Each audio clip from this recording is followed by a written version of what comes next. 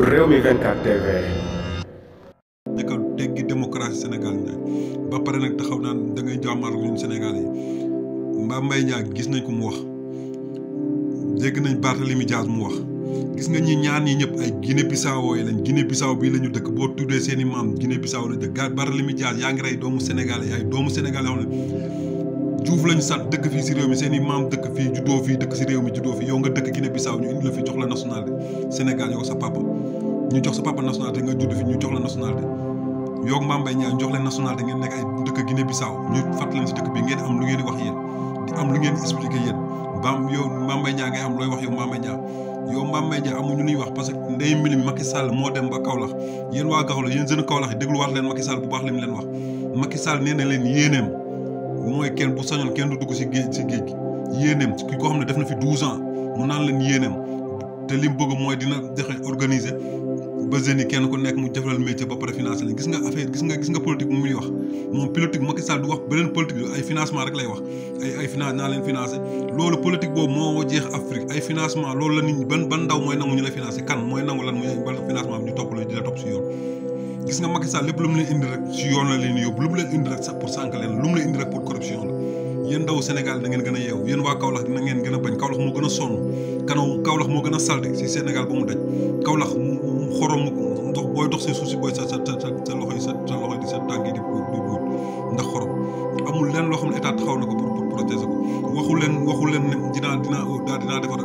port Kaolack bi organiser ko ba ba tey di fa teer nit ñi di mun di liggéey foofu si port bi waxu leen dinaa def usine boo xamante ne usine jën boo xam ne dina taxaw biir Kaolack pour ndaw ñi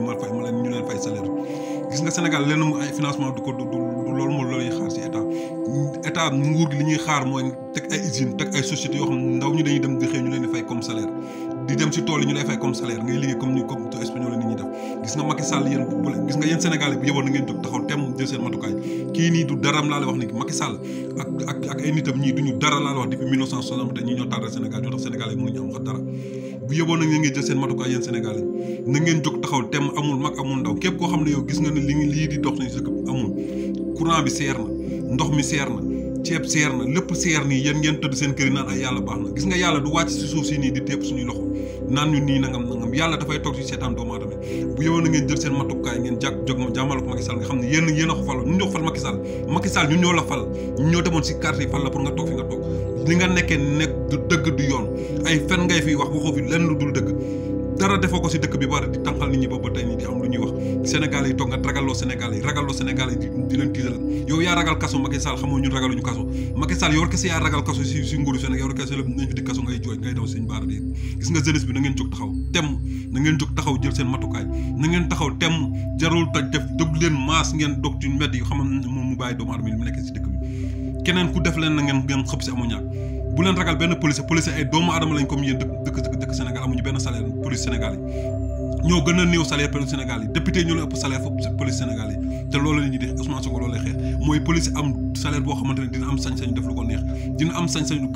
arrêté ay ministre parce que yu ëpp ko xaalis mais police boo xamante ne ni amul 100 francs amuñu ko ñu leen di ger pour ñu mun di def li ñuy def ger képp yu ñuy police boo gis muy taal rek romb rek wala muy jéem a taal Sénégal rek wóor na mag dañ kaa ger alal la xaalis bu ñu ko digle jox ko ay kër mu tax mu am sañ-sañ boobu ko def mais bu dee salaire am kese mënul si tous bu dee salaire am mënul faj mënul am kër bu dee salaire police mënul si am dara policier Sénégal yi di xeex ngir police avance ngir Sénégal avancé ngeen taxaw di jàmmal ak seen Sénégalais yi te Sénégalais li la Macky Sall di jox si Sénégalais yi lay jóge Sénégalais Macky Sall mooy dem France fenn yi foofu pour ñu lebal ko xaalis mu ñëw indi ko si turu Sénégalais Macky Sall mooy dem di fenn si dëkku tubaab bi pour ñu lebal ñu xaalis pour mu ñëw ne Sénégalais yi te loolu yëpp si baatu si turu Sénégalais yi lañ ko def kon nag da ngeen jóg yéen Sénégalais yi sam na ngeen jóg vendredi taxaw jàmmal ko Macky Sall xamal ko ne ko na libéré doomu aadama yëpp mu tëj si kaso yi te mu xam ne élection yi Ousmane Sonko da siy bokk élection yi si nii wala si naa ak lu mën a xew Ousmane Sonko day bokk nekk candidat fii si dëkk bi parce que seen fen yi ngeen nekkee Macky Sall di wax lu dul dëgg